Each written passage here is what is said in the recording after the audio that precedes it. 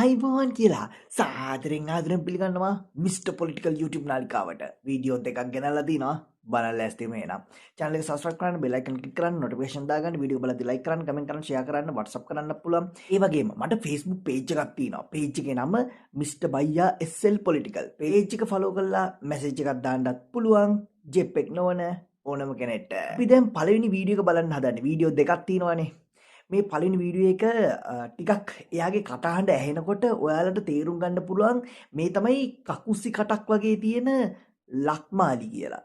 මේ ලක්මාලි කියන කතාව බලන්නකො මොකද්ද කියලා වීඩියෝ එක බලලාවට පස්සේ උත්තර දෙන්න. යා. නාමල් රාජපක්ෂ මන්ත්‍රීතුමා අද උදේ කතා කළා. අද මම හිතන්නේ දවල් වරුව හැමදාම වගේ කතා කළා. කතා කරලා එතුමා පෙන්වන්න හදනවා මේ Taman තමයි මේ රටේ ජාතිය වෙනුවෙන් පෙනී සිටින්නේ. Taman තමයි මේ රටේ ආගම වෙනුවෙන් පෙනී සිටින්නේ. ස්වාමින් වහන්සේලාට අපහාස කරන්න හොඳ නෑ. එයා තමයි මේ ස්වාමින් වහන්සේලා වෙනුවෙන් පෙනී සිටින්නේ. එයා තමයි මේ කියන හැටියට. මේ කවුද මේ පුද්ගලයා? මේ පුද්ගලයාට අඩු ගානේ ලංකාවේ දකුණේ ඡන්දෙල්ලලා පාර්ලිමේන්තුවට එන්න බැරි වෙච්ච පුද්ගලෙක් මේ. දකුණේ සිංහල බෞද්ධ ජනතාවගේ ඡන්දයෙන් පාර්ලිමේන්තුවට එන්න බැරි වෙච්ච පුද්ගලෙක් මේ. අද ඇවිල්ලා ඔහු කොහොමද සිංහල බෞද්ධ ජනතාව වෙනුවෙන් පෙනී සිටින්නේ? සිංහල මිනිස්සු වෙනුවෙන් කොහොමද පෙනී සිටින්නේ? කිසිම අයිතියක් නැහැ. කිසිම අයිතියක් නැහැ. මේ ගෑනිට කියන්නේ හරි උඹලා ඡන්දයක් තියපන් දැන්. ඡන්දයක් දැන් තියපන්. උඹලා එක එක දේවල් වපුරලා මිනිසුන්ගේ ඔලු ටික කාලා කෙලිම වෛරයෙන් හැමදේම නැති කරලා දැන් ලොකු ලොකු සද්ද දාන්න එපා.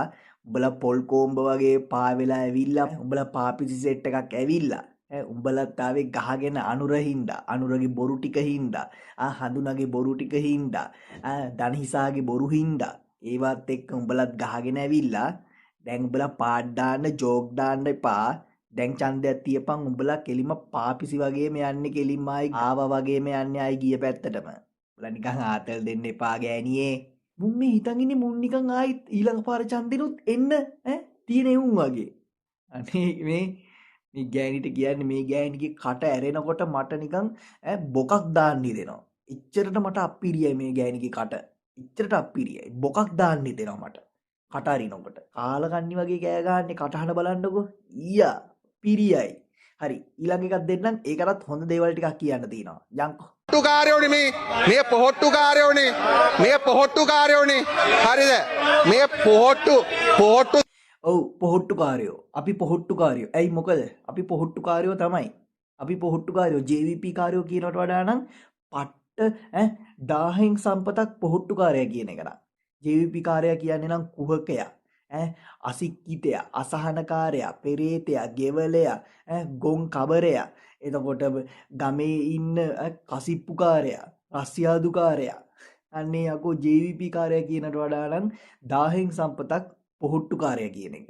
ඒක නිසා ඔබ හොඳට ඒක තේරුම් ගනින්. හරිද? බිමල්නේ මේ කතාව කියන්නේ පොහොට්ටුකාරයා. ඔව් අපි පොහොට්ටුකාරයෝ. බලන් ඉඳපන් ඡන්දයක් ආයි තියපන් හෙට තියපන් අපි පෙන්නන්නම් අපි පොහොට්ටුකාරයෝ කියලා. ඒ නිසා තේරුම් අරගෙන කතා කරපන් දැන් වෙනකොට. උඹලා මේ හිතන් ඉන්නවනම් උඹලා ආයි ඡන්දයක් තිබ්බම ආයිත් උඹලයි කියලා. ඒක තමයි උඹලාට JVP කාර්යය කියලා කියන්නේ. ඒක තමයි උඹලාට JVP කාර්යය කියලා කියන්නේ. උඹලා ආයි ඡන්දයක් තියලා ආයි ඊළඟ ඡන්දෙත් උඹලා එනවා කියලා කියන්නේ උඹලා JVP කාර්යයම තමයි. අර නිකම් ඵලයන් බිමල් යන්න අර ලැට් ගෑනිටත් කියන්නේ. ගෑනියේ අනේ උඹලා කතා කරන්න එපා. කට ඇරියොත් මට බොකක් දාන්න හිතෙනවා. එච්චරට මට අප්පිරියයි. එහෙනම් අද දවසේ වැඩසටහන අවසන් කරනවා. ඊළඟ දවසේ ආවෙමු. ආයිබෝවන්.